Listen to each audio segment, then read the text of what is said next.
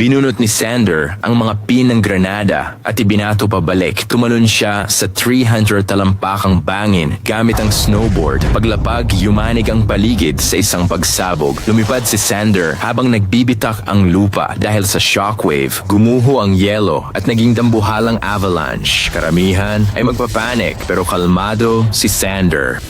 Profesional ang takbo niya sa niyebe. Hinahabol siya ng avalanche na parang mabangis. Sakto ang talon ni Sander sa bubong. Bumilis siya para maunahan ang pagsabog. Plano niya, gamitin ang bundok para ubusin ang mga hitman. Alam na ng mga killer na nasa panganib sila.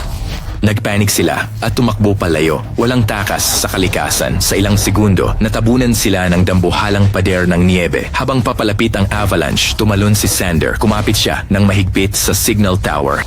Napakalakas ng impact pero ayaw niyang bumitaw. Nawasak ang lahat sa paligid niya sa isang iglap. Pagkatapos, natahimik ang lambak. Biglang may kamay na lumusot sa niebe at mga guho. Ginawa ni Sander na sandata ang buong bundok. Tapos na ang laro.